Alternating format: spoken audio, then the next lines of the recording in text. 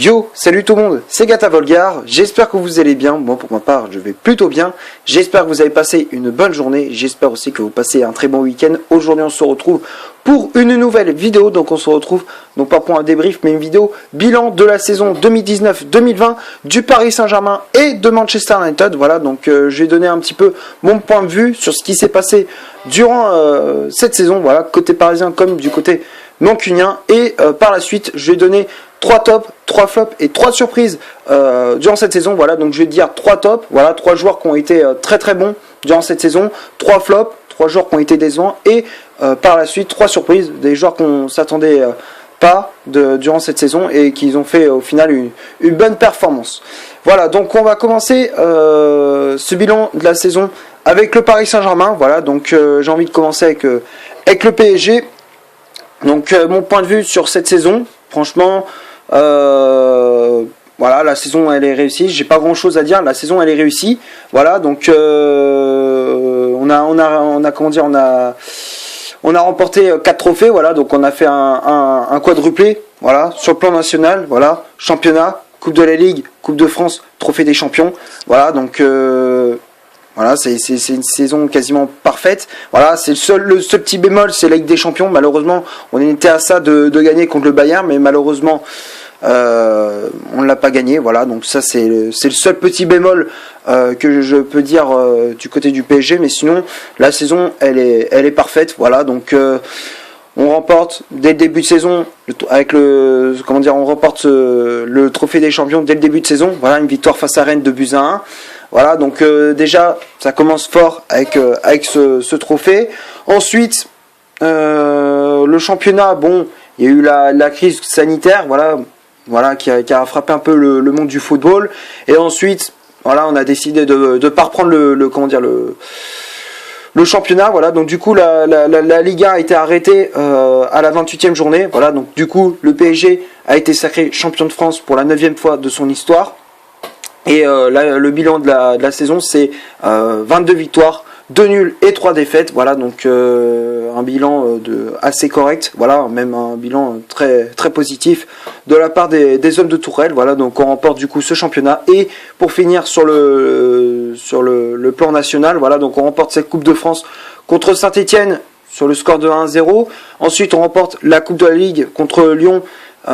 Suite à un match nul 0-0 dans le match, on fait une victoire au tir au but sur le score de 6-5. Et voilà, donc du coup sur le plan national, voilà, on a fait un quadruplé. Et sur le plan européen, franchement, on a été très très bon. Voilà, on a été à la hauteur, on a répondu à toutes les attentes. Voilà, donc du coup on a remporté on a remporté le match, je veux dire le quart de finale contre l'Atalanta. Voilà, donc on avait gagné sur le score de 2-1. Ensuite, on bat Leipzig sur le score de 3-0. Et ensuite, voilà, on s'incline malheureusement, voilà, face au Bayern Munich. L'aventure parisienne se termine de manière amère. Voilà, donc bon, je vais pas refaire le match, mais évidemment. Mais voilà, c'est une déception que tout Parisien avait. Voilà, donc franchement, on l'a encore. Voilà, si on peut dire ça comme ça. Mais voilà, donc dans l'ensemble, Paris qui a fait une saison très très réussie, voilà, très convaincante. Donc franchement, je suis assez satisfait de la part des hommes de Thomas Tuchel. Voilà, donc on va passer maintenant au top de la saison. Voilà, donc je vais dire 3 joueurs pour moi qui ont été à la hauteur dans cette saison. Voilà, donc premier top côté parisien, mais évidemment, c'est Kylian Mbappé. Voilà, Kylian Mbappé qui a terminé meilleur buteur de la Ligue 1, voilà, avec 18 buts en 20 matchs, voilà, en Ligue 1. Il a été meilleur passeur en Ligue des Champions avec 6 passes décisives, à égalité avec Robert Lewandowski du Bayern et André Di Maria, son coéquipier au PSG. Donc voilà, donc saison très complète de la part de Kylian Mbappé qui a encore une fois survolé la Ligue 1. Voilà, donc Kylian Mbappé pour moi ça a été l'un des hommes forts de cette saison du côté du Paris Saint-Germain. Voilà, donc pour moi évidemment c'est le top. Le deuxième top pour moi cette saison, alors on en parle, c'est vrai qu'on en parle un petit peu, mais pas vraiment. Pour moi c'est Keylor Navas. Voilà, franchement Keylor Navas, toute compétition confondue, il a eu 17 clean sheets, donc il est classé dans le top 5 des meilleurs gardiens d'Europe. Voilà, donc franchement Keylor Navas, c'est vrai que ça faisait très longtemps qu'on n'avait pas un gardien de classe mondiale. Voilà, donc c'est ce que le PSG recherchait depuis un petit moment. Et on a réussi à recruter Keylor Navas, voilà, donc au mercato estival, voilà, de l'année 2019. À l'été 2019, on a réussi à le recruter, voilà, en provenance du Real Madrid. Voilà, donc franchement, il a fait 35 matchs, toutes compétitions confondues, et il a fait 17 clean sheets, ce qui le classe dans le top 5, comme je disais, des meilleurs gardiens d'Europe. Donc franchement, bravo Keylor Navas, il a fait une saison très complète avec le PSG. Voilà, et le troisième top, pour moi cette saison, alors j'ai hésité avec Neymar, certes, mais pour moi, le troisième meilleur joueur de la saison du côté du Paris Saint-Germain, pour moi c'est André Di Maria. Voilà, Di Maria qui a été meilleur passeur en LDC, comme je disais, voilà, c'est avec 6 passes décisives. Il a été meilleur passeur de Ligue 1 avec 14 passes, voilà, du coup ça le fait meilleur passeur du championnat.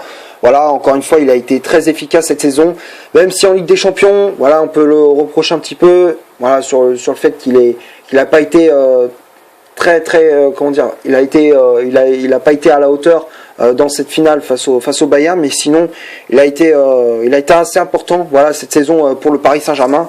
Même si son contrat il expire en juin 2021, j'espère qu'on va le garder au moins pour l'année prochaine, pour justement voilà, notre but c'est de gagner avec des champions, donc voilà, c'est bien évidemment, on l'a recruté pour ça, et donc j'espère qu'il va rester pour la saison prochaine. Voilà, donc pour moi André Di Maria c'est le troisième top de cette saison du PSG.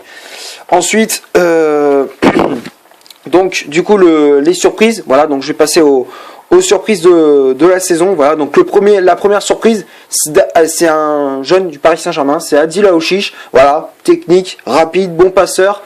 C'est dommage de l'avoir perdu, voilà, de le laisser partir, c'est dommage de ne pas garder un Titi parisien. Voilà, il avait un avenir pour moi au Paris Saint-Germain, donc c'est dommage de le laisser partir. Voilà, donc pour moi c'était l'une des surprises de la saison. Il était plutôt bon, voilà, même si on ne l'a pas vu énormément durant la saison.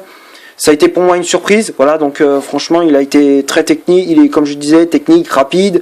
Voilà, c'est un peu dommage de le laisser partir. Donc voilà, donc pour moi Adil Aouchiche est l'une des surprises de la saison parisienne. La deuxième surprise du Paris Saint-Germain, voilà, c'est Tanguy Kouassi. Voilà, Kouassi qui a fait une grosse saison aussi avec le Paris Saint-Germain. Dommage que de le laisser partir, dommage qu'on le garde pas. Voilà, c'est franchement encore une fois c'est un joueur qui a fait une bonne saison. Voilà, en plus tu voyais quand il avait le ballon, il était plutôt à l'aise. C'est un bon passeur, il était polyvalent. En défense et au milieu de terrain, il jouait dans les deux sens. Voilà, dès qu'il était au milieu de terrain ou même en défense centrale. Donc franchement, il a fait une belle saison. Comme je disais, c'est dommage de le laisser partir également. Donc voilà, donc pour moi, Tanguy Kouassi, c'était la deuxième surprise de cette saison du Paris Saint-Germain. Et la dernière surprise du PSG, pour moi, c'est Pablo Sarabia. Voilà, Sarabia qui a fait une belle saison avec le Paris Saint-Germain. Voilà, c'est un très bon passeur, c'est une bonne doublure à André Di Maria. Voilà, donc c'était le meilleur buteur de la Coupe de France avec 7 buts en 6 matchs. Voilà, donc franchement, Pablo Sarabia a fait une saison très correcte avec le Paris Saint-Germain. Donc voilà, donc pour moi, Sarabia, c'est l'une des surprises de la saison. Je le connaissais pas, on l'avait acheté, je crois, 17 millions, si je me trompe pas, en provenance du FC Séville. Donc voilà, donc pour moi, Pablo Sarabia, c'est l'une des surprises de cette saison du Paris Saint-Germain. Voilà, donc on va passer maintenant au flop, de cette vidéo, voilà, du côté du Paris Saint-Germain. Les flops, pour moi, c'est Layvin Kurzawa. Voilà, donc il y avait des matchs où c'était catastrophique, surtout en début de saison, où franchement, c'était très très difficile, voilà, de le mettre titulaire, voilà, en début de saison. Après, milieu de saison, il a relevé un petit peu de niveau, mais c'est compliqué. Voilà, franchement, c'est très compliqué de garder Layvin Kurzawa, de mettre Kurzawa titulaire. Voilà, je comprends même pas trop pourquoi.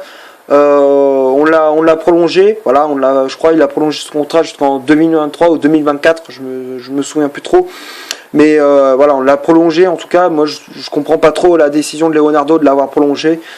Donc voilà, mais je préfère pour moi un Mitchell Baker, même si on l'a pas trop vu durant la saison. Il a été quand même, il a fait 2-3 matchs, il a quand même, moi j'ai trouvé qu'il a été meilleur, il est même meilleur que Kurzawa. Donc moi je trouve que je préfère un Mitchell Baker qui peut être une bonne doublure à Bernat. Voilà, donc pour moi Kurzawa, je le mets dans le flop pour cette saison parisienne.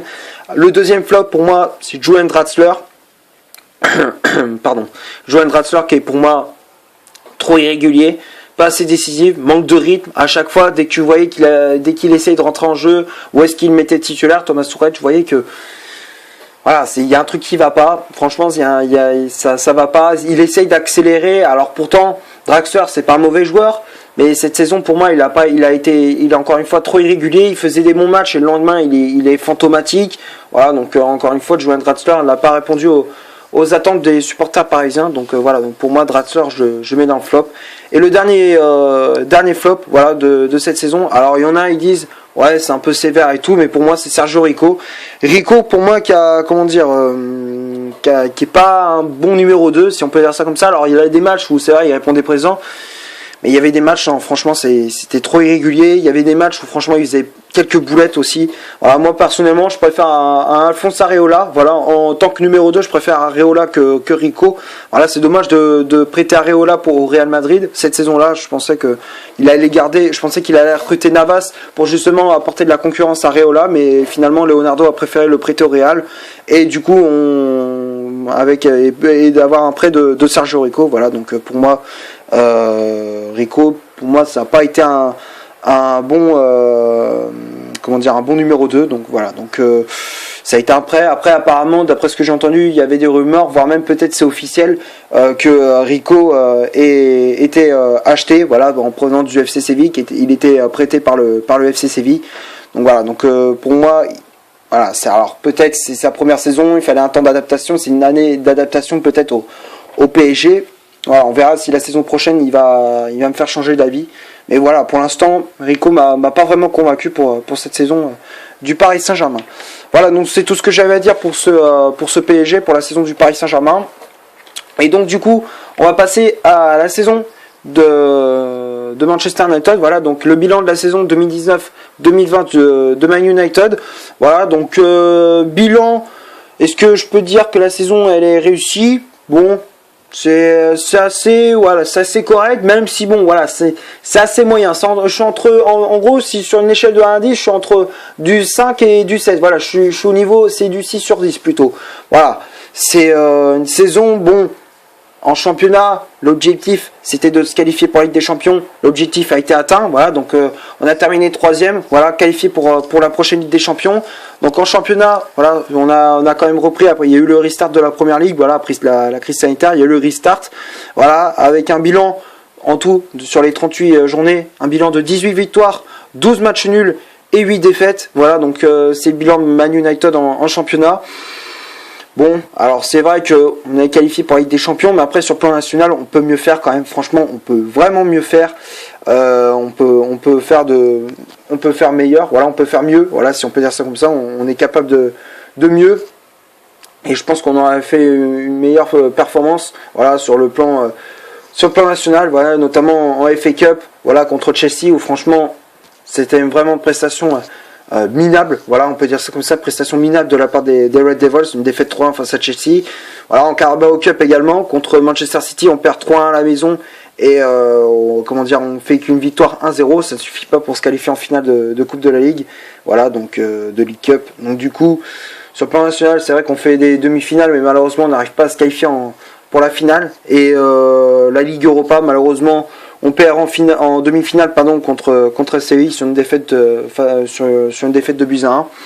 Donc voilà, donc c'est vrai que c'est une saison assez. Alors c'est correct, mais je suis entre le bon et le moyen. Voilà, je suis entre les deux. On va dire c'est peut mieux faire. C'est bien, mais peut mieux faire. Voilà, si on peut dire ça comme ça. Voilà, donc c'est vrai que on a fait beaucoup de demi-finales, alors c'est bien, c'est positif, mais franchement, je pense qu'avec le potentiel, avec l'équipe qu'on avait cette année, je pense qu'on avait moyen, on avait le potentiel pour gagner au moins un trophée. Alors, peut-être pas forcément la Ligue Europa, mais au moins la FA Cup ou au moins la Carabao Cup, au moins remporter un des deux trophées, parce que la Ligue Europa, bon quand même, il y avait l'Inter Milan, voilà, il y a eu le FC Séville qui était quand même de sérieux clients pour Man United, donc je pense pas qu'on aurait gagné la Ligue Europa, même si on était un candidat pour la gagner. Mais voilà, c'est vrai qu'on a était tombé sur plus fort que nous. Donc voilà, donc du coup je savais bien qu'on n'allait pas gagner en Ligue Europa, mais au moins, comme je disais, gagner la FA Cup, au moins un trophée, au moins la FA Cup ou la Carabao Cup, soit l'un, soit l'autre. Donc voilà, donc du coup, le bilan de la saison de Man United, c'est bien, mais comme je disais, on peut mieux faire. Voilà, donc on va passer maintenant au top de la saison du côté de Manchester United. Voilà, donc le premier top pour moi, j'ai envie de le dire, c'est Anthony Martial. Voilà, Martial qui a été repositionné en 9 par Solskjaer. Avant, alors au départ, quand il était arrivé à Man United, il était en 9. Après, quand ça a été Mourinho, il était positionné au poste d'ailier gauche. Et depuis que Solskjaer est arrivé, il l'a repositionné en pointe. Donc franchement, ça a plutôt bien marché. En plus de ça, toute compétition confondue, il a disputé 43 matchs, 22 buts en tout. Et en championnat, il a fait 32 matchs, 17 buts et 6 passes. Donc franchement, c'est très positif. En plus, dans toute compétition confondue, il a fait 6 passes décisives également. Donc franchement, Martial, pour moi, c'est l'un des artisans de cette qualification en Ligue des Champions pour Man United. Voilà, donc franchement, très grosse saison de la part de Martial. Voilà, donc pour moi, Martial, c'est l'un des tops de cette saison pour Man United. Ensuite, Marcus Rashford, pour moi, c'est le deuxième top de la saison. Voilà, deuxième top pour moi, c'est Rashford. Voilà, il a été repositionné en poste d'ailier gauche. Au départ, c'était en pointe. Après, il a été passé à gauche. Voilà, donc ils ont switché, ils ont inversé. Voilà, Martial et Rashford. Et ça a très bien marché aussi. Toute compétition confondue, Marcus Rashford, c'est 40 matchs, 22 buts et 8 passes décisives. Et en championnat, c'est 31 matchs, 17 buts et 7 passes décisives. Donc franchement, c'est assez impressionnant. Voilà les statistiques de Rashford. Voilà, donc encore une fois, il a répondu présent. Voilà, donc Marcus Rashford qui a été aussi l'un des artisans de cette qualification pour Man United en Ligue des Champions. Voilà, donc franchement, très grosse saison de la part de Rashford. Voilà, donc pour moi, je le mets dans le top, bien évidemment. Et ensuite, pour terminer ce top, j'ai envie de mettre un petit jeune de Manchester United, c'est Mason Greenwood, les gars. Mason Greenwood, pour moi, il a fait une saison complète. Pour un espoir de Man United, il a fait une saison complète. En tout, il a disputé 44 matchs, 16 buts et 2 passes décisives. Voilà, c'est en toute compétition confondue, il a fait ce genre de performance. Et franchement, c'est même plus que bien pour un espoir de Manchester United.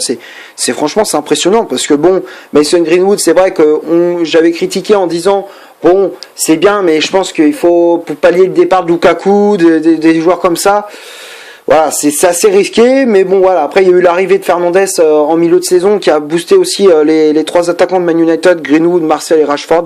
Donc voilà, donc ça les a boostés et justement Greenwood, ça l'a bien boosté l'arrivée du Portugais. Donc voilà, donc franchement, Mason Greenwood, pour moi, je mets dans le top. Pour moi, c'est l'un des artisans également de cette qualification pour la Ligue des Champions, voilà, de Manchester United. Ensuite, on va passer maintenant aux surprises de la saison. Voilà, donc la surprise de cette saison, voilà, première surprise, Brandon Williams, les gars. Brandon Williams, pour moi, c'est l'une des surprises de cette saison. Il est rapide, il a du caractère, il est agressif, il est dur sur l'homme. Franchement, c'est une bonne doublure pour Luke Shaw, un joueur très prometteur, pardon. Donc franchement, c'est Brandon Williams. Alors, il a été lancé par Solskjaer, voilà. Donc franchement, au départ, j'avais des doutes. Mais franchement, au fur et à mesure, il m'a plu. Voilà, franchement, et au fur et à mesure, il s'imposait dans le 11 de départ de Solskjaer. Voilà, donc franchement, Brandon Williams, pour moi, c'est l'une des surprises de cette saison. Il a été très très bon. Voilà, donc pour moi, Williams, c'est l'une des surprises de cette saison mancunienne. Ensuite, la deuxième surprise de cette saison, j'ai envie de dire, les gars, Bruno Fernandes. Bruno Fernandes, les gars, il est arrivé au mercato hivernal. Il a complètement changé l'effectif. Hein. Il a complètement changé l'équipe. Il a tout chamboulé. Il est arrivé, le mec, ok, 1, 2, 3, 4 buts, 5 buts. Alors, c'est vrai que quelquefois, c'est des pénaltys, mais quand même, les gars, il a complètement changé le jeu de Man United. Il était tout le temps, il décrochait, il récupérait les ballons, il attaquait, il faisait tout. Il faisait tout au milieu de terrain. Il récupérait, il attaquait, il défendait, il faisait tout. Franchement, c'est impressionnant. Et depuis qu'il est arrivé, Man United a perdu sur toute compétition confondue. Ils ont perdu que 2 matchs seulement. 2 matchs. C'était contre Chelsea en Coupe d'Angleterre, en FA Cup, et en Ligue Europa contre Séville. Mais sinon, Bruno Fernandes, il a été très très bon. Voilà, depuis son arrivée, il a complètement changé l'équipe de Man United. Et c'est d'une part aussi grâce à lui que Manchester est en Ligue des Champions. Donc merci Fernandes, merci Bruno de nous avoir qualifiés pour la Ligue des Champions. Et voilà, donc franchement, ça peut être aussi un très bon joueur, un joueur de base pour construire une équipe, notamment un duo avec Paul Pogba. Franchement, ça a fait l'affaire. Donc franchement, Bruno Fernandes, pour moi, c'est l'une des surprises de la saison.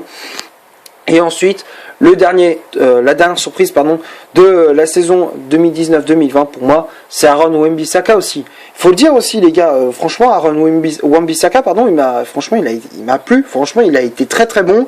Sur son côté, il s'est imposé dans le 11 de départ de Solskjaer. Voilà, il est arrivé, voilà, on savait pas trop. Déjà dès son premier match, il avait fait une bonne performance contre Chelsea lors du 4-0. Voilà, ensuite de ça, il s'est imposé au fur et à mesure, même si des fois il y avait des petits coups de mou, mais hop, il est repassé devant. Franchement, c'est Aaron Wan-Bissaka dans l'ensemble, il a été très très bon. Voilà, donc c'est un latéral rapide. Et, même s'il y avait des fois des déchets techniques, mais hormis ça, il est plutôt technique. Il est plutôt technique.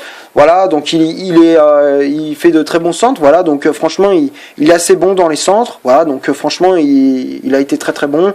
Offensivement, il apporte et défensivement aussi, il fait de très bons tacles glissés. Voilà, donc franchement.